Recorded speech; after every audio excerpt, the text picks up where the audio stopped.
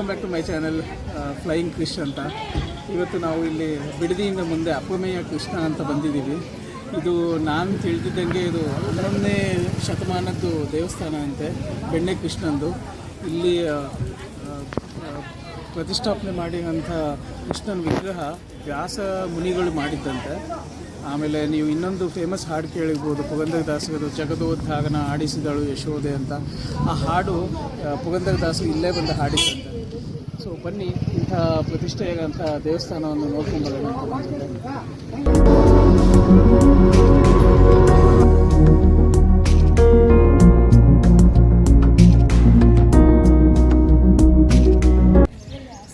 ಒಳ್ಳೆ ದರ್ಶನ ಆಯಿತು. ಅಂಬೆಗಾಲ್ ಕೃಷ್ಣಂದು ವಿಗ್ರಹ ಇದೆ, ತುಂಬ ಚೆನ್ನಾಗಿದೆ. ಮತ್ತು ಅಪ್ಪಮೇಯ ಸ್ವಾಮಿದು ವಿಗ್ರಹ ಇದೆ, ತುಂಬ ಚೆನ್ನಾಗಿದೆ.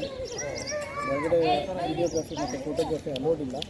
ಬಟ್ ನೀವು ಒಮ್ಮೆ ಬಂದು ದರ್ಶನ ಮಾಡಿದ್ರೆ ಅಂಬೆಗಾಲ್ ಶ್ರೀಕೃಷ್ಣಂದು ಬೆಣ್ಣೆ ಅಲಂಕಾರ ಮಾಡಿದ್ವಿ.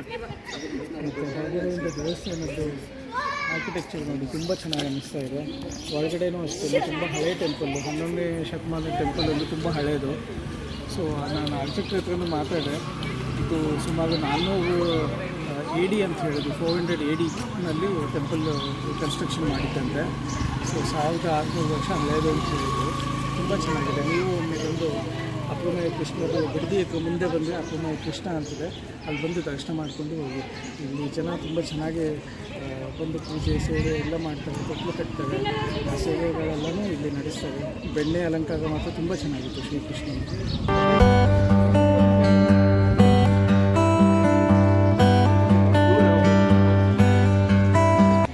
ಅಲ್ಲ, ಅದೇ ಥರ ಬರೋದು. ಆಮೇಲೆ ಮಕ್ಕಳೇನು ಬೈಕ್ ಹಾಕಿದ್ರೆ ಏನಾಗಲ್ಲ, ಅದು ಗಿಡಮೂಲಿಕೆ ಪೇಂಟು.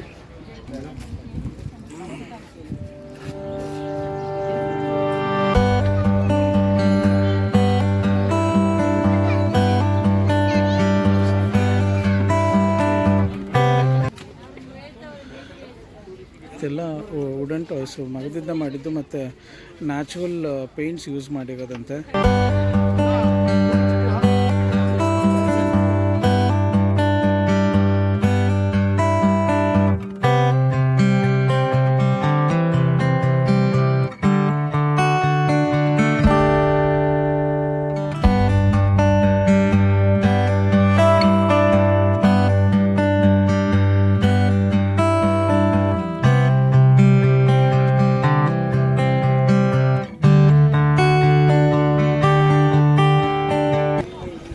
ದೇವಸ್ಥಾನದ ಹೊರಗಡೆ ತುಂಬ ವುಡನ್ ಟಾಯ್ಸು ನೋಡಿ, ಫ್ಲೂಟ್ ಎಷ್ಟು ಚೆನ್ನಾಗಿದೆ ಇದು ಕೊಳಲು.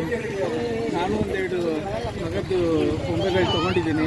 ನೀವು ಬಂದಾಗ ಇಲ್ಲಿ ವಿಸಿಟ್ ಮಾಡಿ. ಬಿಡದಿಯಿಂದ ಮುಂದೆ ಬಂದು ಅಪ್ಪಮೇಯ ಶ್ರೀಕೃಷ್ಣದ ದೇವಸ್ಥಾನ ಇದೆ, ಬನ್ನಿ ದರ್ಶನ ಮಾಡ್ಕೊಳ್ಳಿ, ತುಂಬ ಚೆನ್ನಾಗಿದೆ. ಆಮೇಲೆ ಇಲ್ಲಿ ಯಾವುದನ್ನ ವುಡನ್ ಟಾಯ್ಸ್ ತೊಗೊಂಡೋಗಿ. ನಿಮಗೆ ವಿಡಿಯೋ ಇಷ್ಟ ಆದಲ್ಲಿ please like, share and subscribe. ಹಾಗೆ ಏನಾರ ಸಜೆಷನ್ಸು, ಕಮೆಂಟ್ಸು ತಿಳ್ಕೊಂಡು ಮತ್ತೆ ಮುಂದಿನ ವೀಡಿಯೋ ಸಿಗ್ತೀನಿ. ಅಲ್ಲಿ ತನಕ ಬಾಯ್ ಬಾಯ್.